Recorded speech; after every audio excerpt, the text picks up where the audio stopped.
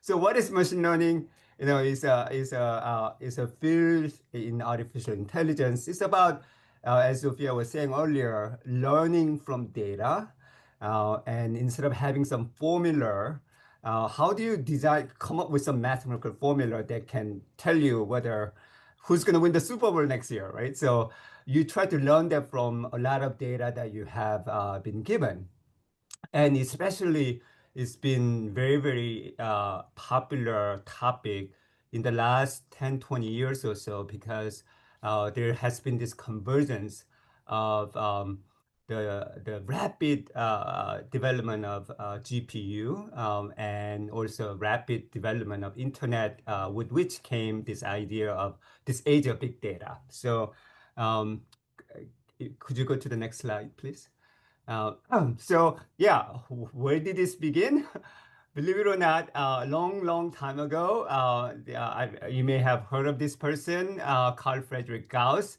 Many of you have heard of Gaussian, Gaussian distribution. And especially, I like to go back to Gauss because he wanted to sort of come up with this idea of how do I best fit a line through or a plane through lots of data that he was seeing. And he was born in Göttingen, Hanover, which is where actually our school is. Hanover, New Hampshire, not Hanover, Germany. But so it actually dates back to this really famous mathematician. And the reason why I mention this is our machine learning course, will be fairly mathematically rigorous, and is taught at a graduate level, uh, um, first year graduate level course. So I teach actually the in-person version of this course, which is basically the same course that the first year PhD students take. There are many machine learning classes that you can probably take online, but many of them are, I mean, for good reasons. They try to make it a little bit easier for people to understand, and I'm not trying to make it more difficult, but we really want to make sure that you have a solid mathematical foundation of machine learning. So if you go to the next slide, so if you, many of you heard of neural networks, is a famous paper by McCulloch and Pitts back in 1943, that they wanted to sort of understand mathematically what our neurons do and how they learn when we as a human being experience things around the world. And then next slide, please. Of course, this is a famous 1956 AI conference, and I'm very proud of our heritage, Dartmouth heritage in AI. This is where the term AI, artificial intelligence, was coined. And the building that you see back there is Dartmouth Hall, which is the oldest building on campus. And if you want to come and visit us on campus, please stop by. I want to give you a personal tour of this place where they held this 2-month summer long conference in 1956. And if you look at the names, John McCarthy, who was a professor at Dartmouth at the time, Marvin Minsky, Nathaniel Rochester, who was in charge of IBM 370 project, and of course Claude Shannon, who is the father of information theory. They were all there together in 69 years ago, and in fact, next year in 2026, Dartmouth, we are planning a big celebration of 70th anniversary of this 1956 AI conference. So this idea of learning, developing algorithms that can learn from data, traces back its roots to this conference, this summer school conference that they had almost 7 years ago. Next slide, please. So, and these are some of the famous people that I mentioned who were actually at the conference, and these are, who's who's who in as founding fathers of AI. Next slide, please. So, what if you are planning on taking this class, what should I know? That's the question that people often ask. I think it's important that you have good understanding of calculus, hopefully up to multivariable calculus. You should have some good understanding of linear algebra. and especially eigenvalues and eigenvectors, then you should have a good sense of probability theory, probability distribution, conditional probability.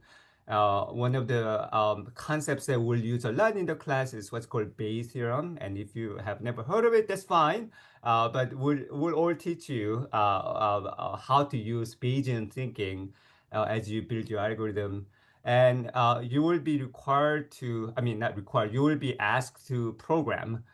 So if you have a working knowledge of Python or Java or C or C++ or MATLAB, any of those will work.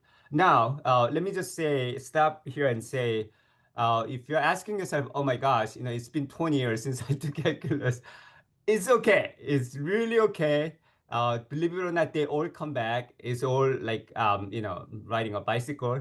And we give you plenty of material for you to brush up on your knowledge in these topics. And even though, as Zofia said, because our term is 10 weeks long, things move fast, but we have, I taught this class in the fall when I teach it will be my fourth time. So we have gone through many students already. And I feel like we have a good sense of how to speed up and slow down so that people who may not have had all this in their recent memory, um, uh, will make it so that it won't be so hard for you to catch up. So just want to let you know this is what we're expecting, but please don't let this be a stumbling block for you. Next slide, please. And then this is a textbook that we'll be using. This is a very standard graduate level machine learning textbook. I mean, as you can see, it's 2006, so it's almost 20 years old. But many schools, many engineering schools or computer science programs around the nation use this textbook. And Christopher Bishop is also the author of the textbook that you will be using for deep learning class. So instead of updating this textbook in the age of deep learning, he actually ended up writing another textbook. So anyway, it's a really good textbook, and a lot of people who went on to do great things in machine learning, they all learned their material from this textbook.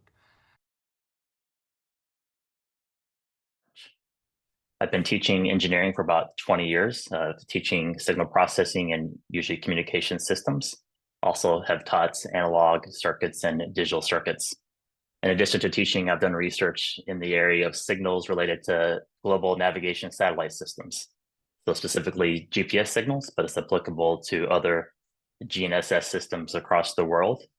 How do we acquire navigation signals from satellites? But also how can we navigate in challenging environments, say if we're being spoofed, jammed, or if we have weak signals from space.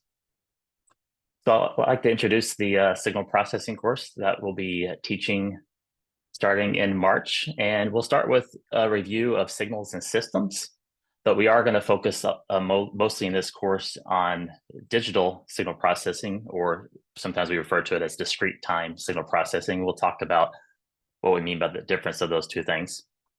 And one of the interesting things about signal processing, we take a perspective a lot from the frequency domain. So what are the frequency content of the signals that we're trying to investigate or adjust or filter? And so you may have heard of the Fourier transform. I've seen that in your previous studies. So we'll review how the Fourier transform will allow us to look at signals in terms of their individual frequency components, say a complex exponential or sines and cosines. But we'll introduce the discrete time Fourier transform. So how do we investigate the frequency content of discrete time signals? We're all aware that we can create signals from its samples, the original signals. So as you listen to music each day, we're listening to digital music, samples of the music, but we're convert them to the analog domain, and we can actually reconstruct the signal. So pretty neat that we can take samples of a signal and reconstruct the signal. The figure on the lower left is an example of a signal with multiple frequency components. And if we sample fast enough, we can accurately represent that signal. But there's also an example if we're not sampling fast enough, how that signal is an alias and it actually represents something else. So after our review of signals and systems introducing the discrete time Fourier transform, we'll talk a lot about sampling and reconstruction and some of the effects that sampling in the time domain, what that does in the frequency domain in terms of the Fourier transform. We'll see some periodicity there. We'll also introduce another technique for a different representation of signals, and that's the Z transform. It's you may think of it as the Laplace transform for continuous time signals is equivalent to the Z transform for discrete time signals. We'll then spend some time thinking about investigating systems from a transform domain perspective. So what do these systems and signals look like if we look at them in the frequency domain or the Z domain, for example? It allows us to investigate systems. We want to create signal processing systems that are stable. Also, if we're operating these in real time, we want to create signal processing systems that are causal, where they don't depend on future inputs. So we'll look at, from a transformer domain perspective, what does it mean to create a stable and causal system? We also look at the frequency response of these systems. What is it, which is in general a complex number. So we'll look at the magnitude response and the phase response. And we'll see that if we are processing signals and we want every single frequency component to be delayed by the same amount of time, we want a linear phase system. So we'll talk about what that means as well. And then a big portion of the course is about filter design. So as we process signals, we may want to adjust their frequency content or their spectrum. And so we'll introduce how to design digital filters, and we'll review some of the classical analog filter design techniques, and we'll show how we can transform those into discrete time or digital filters, including low pass filters if you want to smooth signals out to get rid of high frequency noise, or other kind of filters such as band pass, band stop filters, or high pass filters. We'll spend a little bit of time talking about implementation. So we want to implement these systems in a computer or in a digital system. What does that mean, and how can we optimize it to implement it fast and efficiently? We wrap up the course by talking about spectral analysis. One aspect of signal processing is investigating the frequency content of signals. So we'll introduce the discrete Fourier transform, which allows us to look at signals that are discrete in time, but also discrete in frequency, so we can actually process them on a computer and investigate their spectrum. And we'll look at efficient ways to do that, such as the fast Fourier transform. If you could head to the next slide.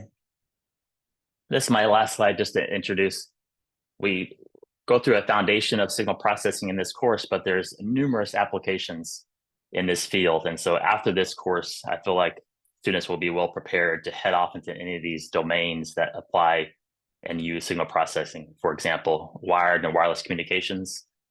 A lot of communications these days now involve software-defined radios, which are processing these communication signals.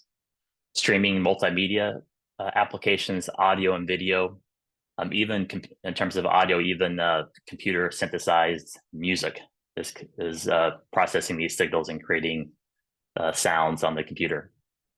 Lots of efforts now in speech processing. How do we reduce the amount of processing required or storage required for speech? Geophysical exploration. So if you have signals with volcanic activity or earthquake, seismic activity, how can we process those signals effectively to reduce the noise, for example? There's many radar, sonar applications if we're trying to find things out there with signals. And then our course focuses on usually one-dimensional signals with respect to time, but you can also think of images as a two-dimensional signal. So a huge field in medical imaging. So these are many applications of signal processing that I think a great foundation in our signal processing course, and indeed this whole online MEng program will prepare you to venture out to and have some fun with these applications. So I look forward to hopefully seeing many of you online in a future course in our program. I'm very excited to talk a bit about the class that I'm offering for the 9 courses here. This is applied natural language processing. So what you should expect on applied natural language processing is the following breakdown of information. First of all, natural language processing is how we communicate. So, we want to start off with what's the basis of human language. So you'll learn formal elements such as natural language, grammars, the basics of computational linguistics. And then there you'll start getting exposed to what are some of the basic and standard techniques of just natural language processing. Some of you may already know these things like tokenization, which is what's the smallest piece of data that you can capture that actually has some information. And a token typically may be a word, or it could even be just a syllabus, or it could just be a part of speech, or it could just be a sound that is made that you can get some information out of. Other things like syntactic parsing. Well, if you think back to your days in grade schools where you're trying to figure out how to diagram a sentence, here's the noun, here's the verb, etc. That's very important. How do you make that computational? And then the last piece, which is truly for me what I think is the heart of natural language processing and why we're making strides now, semantic understanding. What does that mean? Meaning, when you get some information, when somebody says something to you, what does it really mean? How can we do that with a computer also? Now, of course, with all that being said, what are the challenges? What makes this problem really hard? It actually doesn't take much to think about. So let me just go back to semantic understanding again. Let me give you the sentence called the rock ate. So you have a rock and it's eating. Rock is, an inanimate object. But if you look at it syntactically, just the way the sentence formed, it's valid. You have the rock ate. Very simple. Well, this tells us something. What if we were talking about the rock as some of you may know as Dwayne Johnson, right? So now that makes sense. That actually has meaning. These are some of the challenges we have to deal with. What's the ambiguity? That's a classic case of ambiguity. What's the context of, what you're listening to? You have other things like what's the user intention? For us to communicate each other, there must be some intention going on. You're here for a purpose. I'm here to help you satisfy that purpose. And then there's a lot of really interesting things beyond that we humans take for granted many times. If you look at there's things like garden pathing, it's like telling somebody a story, but deliberately leading them down the wrong path and then surprising them with a change at the end. Sarcasm, metaphors, poetry, bias. These are all the elements that makes this problem hard, but also makes it really cool of why we are interested in AI. Next slide, please. So from all that, we're going to look at the different tools for natural language processing. So not just from the basic structured tools that I was just talking about, the tokenization stuff, but what are the other things that you need? You might have things which are called ontological tools. This is how knowledge and meaning is organized. You have just even simple thesaurus. Why two words mean the same thing. So you have things like entity extraction, entity resolution. Some may have even heard of things called n-grams, which is trying to capture patterns, how all words fit together. And then, of course, what's the state of the art? Large language models. I don't think I need to say too much to this group, but we will be looking at large language models, chatbots, prompt engineering, fine-tuning, all the things that are just really exciting, but also at the same time, one of the most important elements of this is what are the limitations? This is what we hope to teach you from this class.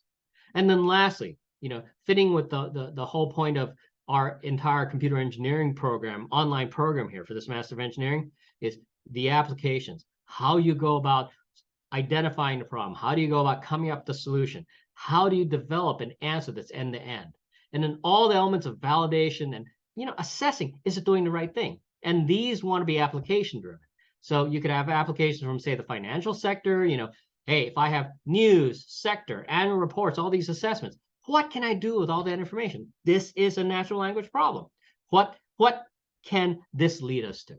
So in a nutshell, this is what the applied natural language processing has been aiming to do.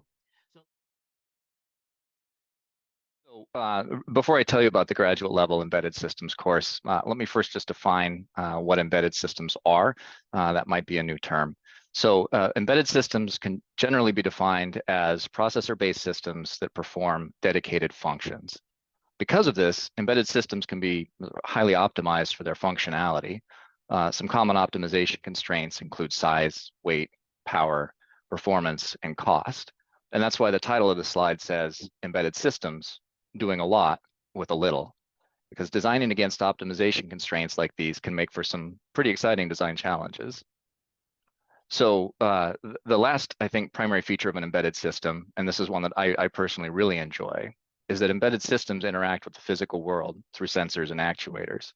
So on the left here, you see Dexter, and this is one of the robots I've used in the undergraduate course here, as a system built entirely of actuators.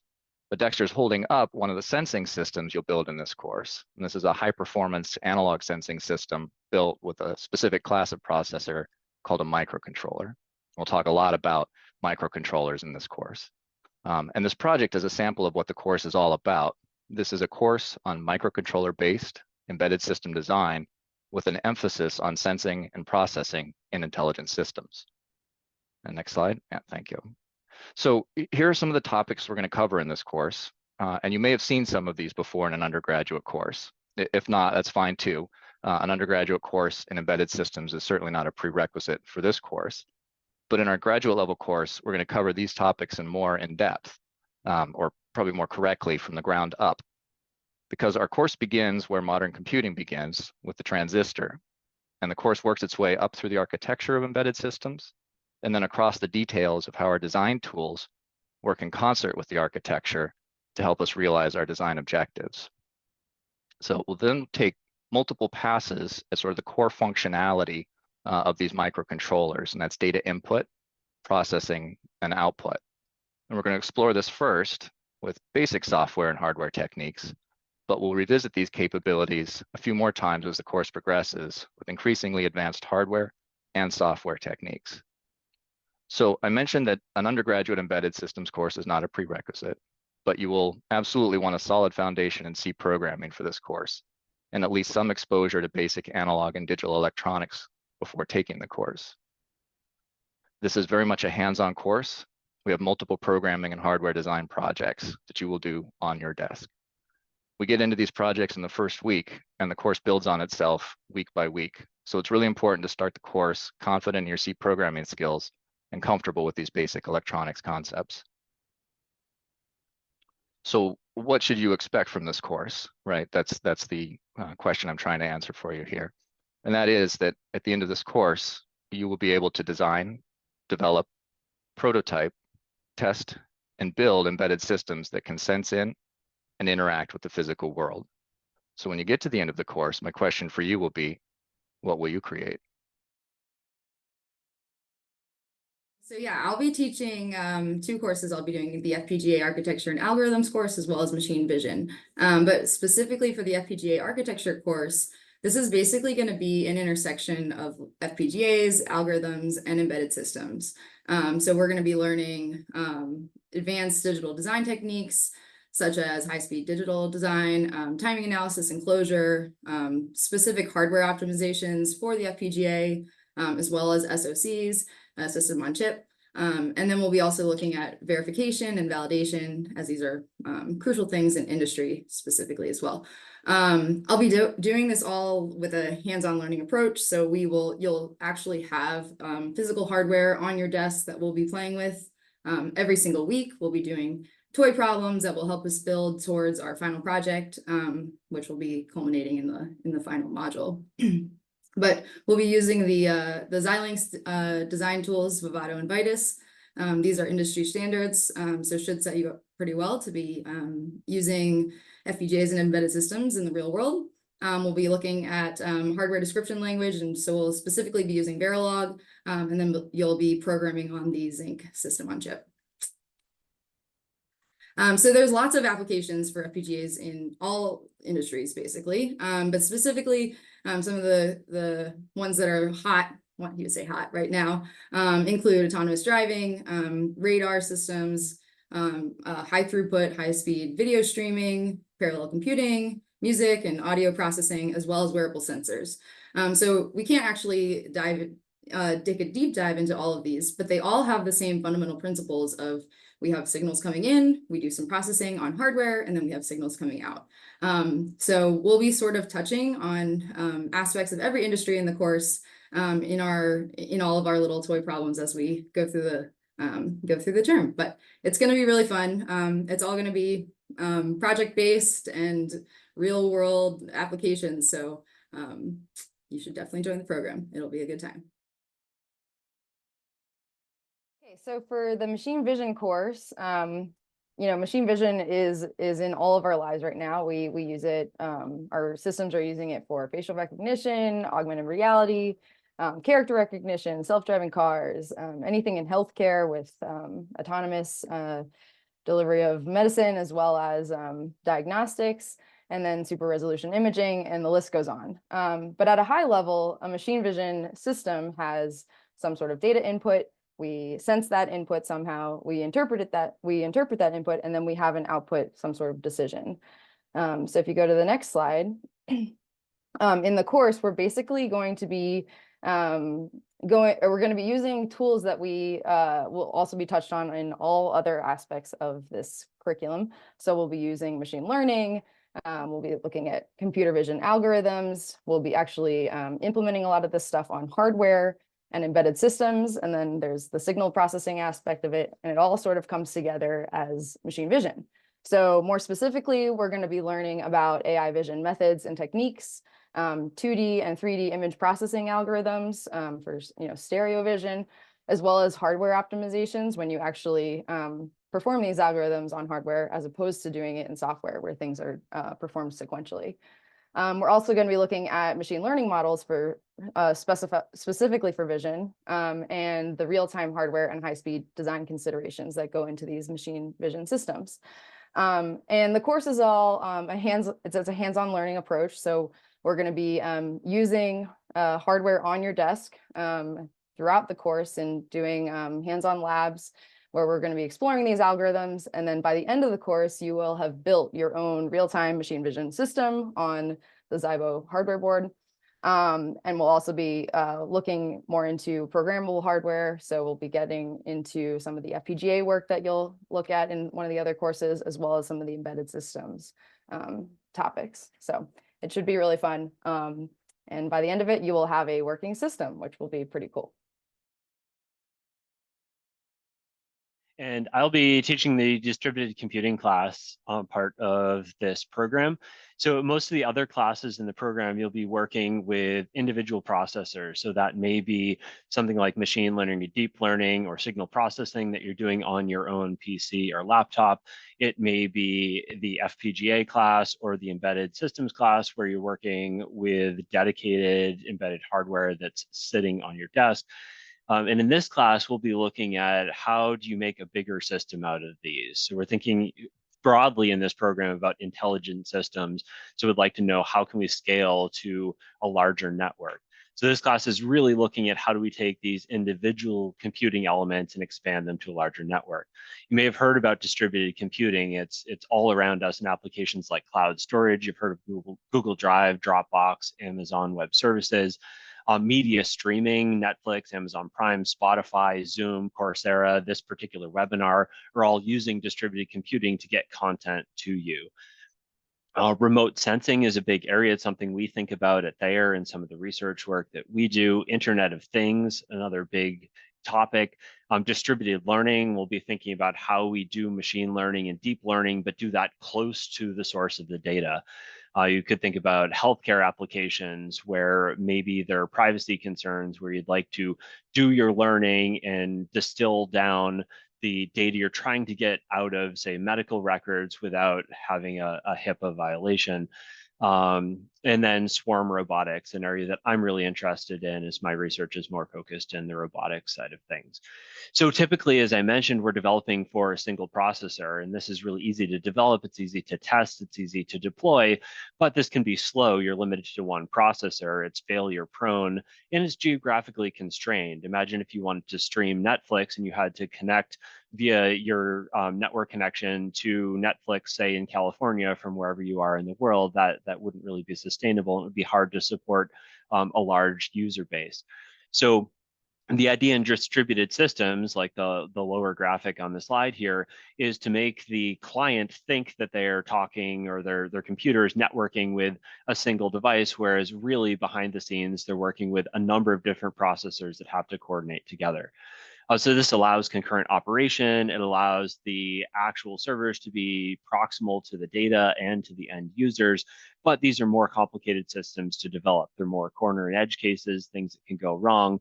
They're harder to test, they're harder to deploy, and that's why we have this course. So we can learn about some of the intricacies of making this happen. Next slide, please. So in this course, we're going to learn really from a systems engineering perspective, how we might design and implement a distributed system.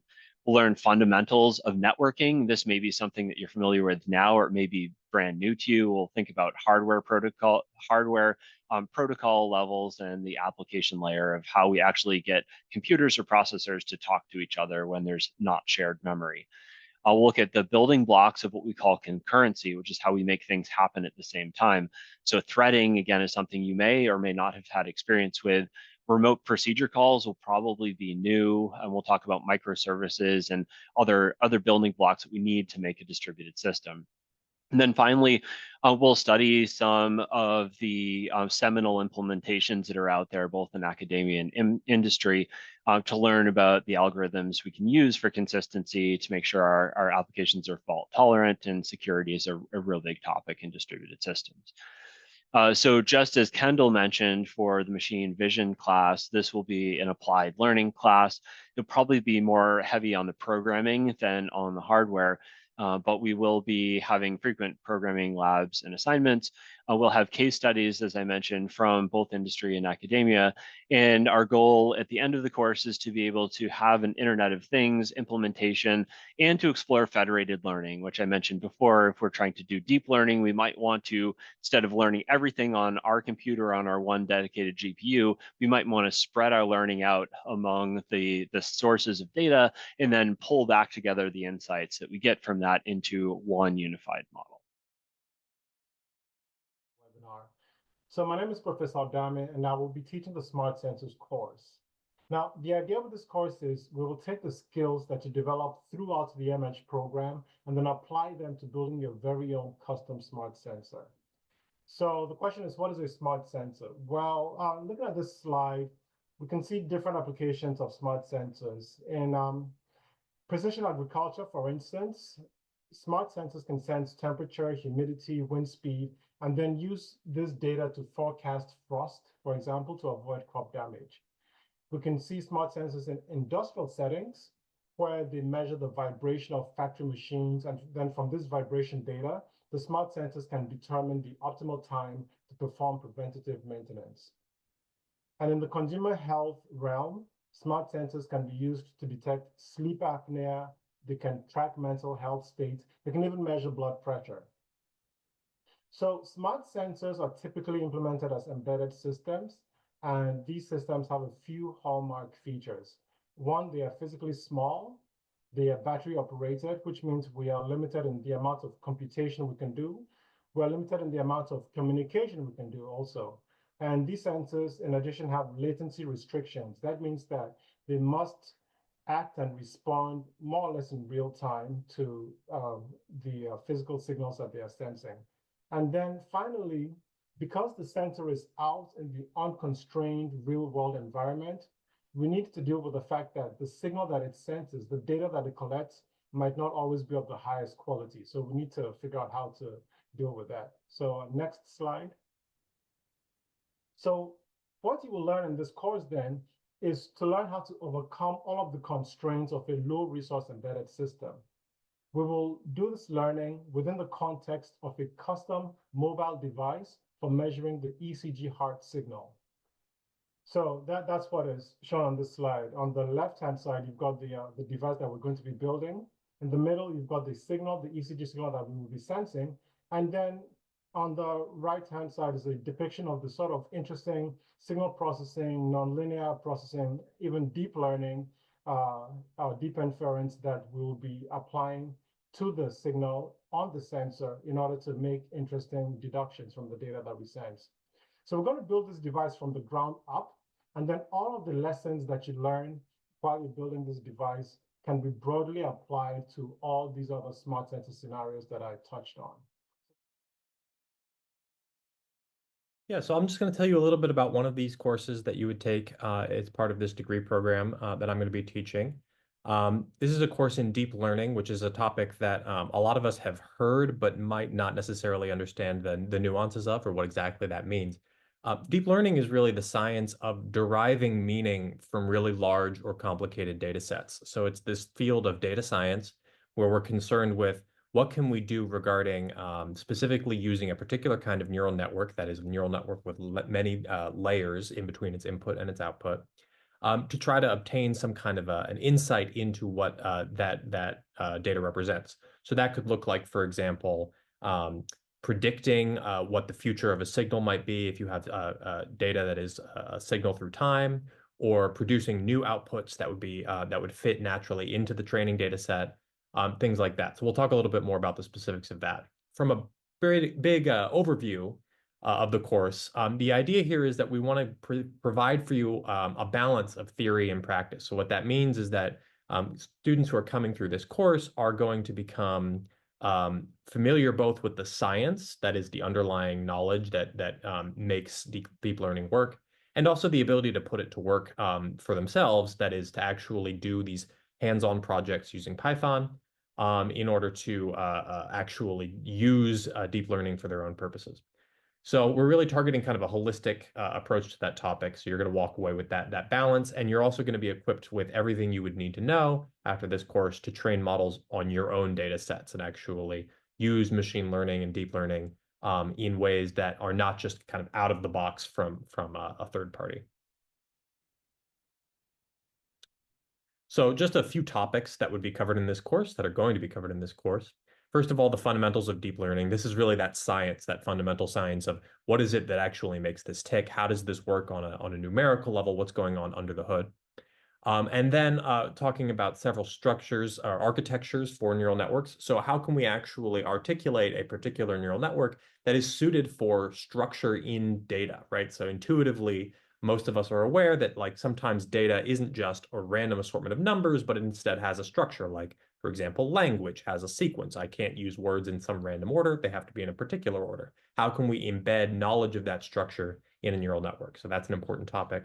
Generative neural networks are something we'll talk about. So we're all really familiar at this point with, for example, ChatGPT. That's a generative neural network that is using a generative AI in order to basically fill in the blank, right? So it's given an input and it's trying to find an output that fits naturally based on its training data. So we're going to talk about those. And then also really important topics in knowledge transfer and distillation. So these are things that are key skills that computer engineers need in order to meet the needs of particular engineering topics. So for example, how do I transfer knowledge from something where I have a lot of training data in order to apply that to something that's related, but where I have very little training data in comparison? Or how do I optimize a model in order to be better suited to a particular task where, for example, maybe my ability to do compute is limited because maybe my application is on a cell phone instead of on a desktop computer. Topics like these that are really important for getting that last mile, bridging the gap from theory to real implementation. Just one particular, we can go to the next slide. One particular project, for example, that we will work on in this class would be training a generative image model from scratch. Right. So like I said, we've all been exposed to some really impressive results in this space. Like, so for example, we might have heard of DALL-E or Stable Diffusion. These are making a big impact in the ability to generate images from prompts, word prompts. But it's actually an entirely different thing to be able to train your own model, right? To be able to equip with the knowledge to build a model like this from scratch on your own data set without needing to license that knowledge or those models from someone else. And that sort of hands-on knowledge really allows us to think about how we might, extend this technology of deep learning into other aspects of our professional lives, other than, what is made available to us in kind of an off-the-shelf way from third parties like OpenAI, for example. So, a lot of these, this is a deep learning, as we all are becoming aware, is a transformative technology, but a lot of people haven't thought about it from your perspective, right? In your particular field, in your particular area of interest, with your particular data sets, right? And so there aren't often tools that are really well suited to exactly the problems you might be interested in. And so that's why it's so important to have the skills to train these things from scratch and to do it in a way that is appropriate for your problem. So one of the big outcomes from this course then is going to be equipping students with knowledge to be able to put modern AI abilities, deep learning, to work for themselves without needing to rely on the walled gardens of third parties. And then also, when it is appropriate to use those third-party tools, it equips us with the knowledge to know when those are appropriate, what they're good for, and where they might not quite meet the needs that we might expect them to, and why. Okay, so that's all I wanted to say about deep learning. Hopefully that gives you kind of a teaser, just enough to be interested in wanting to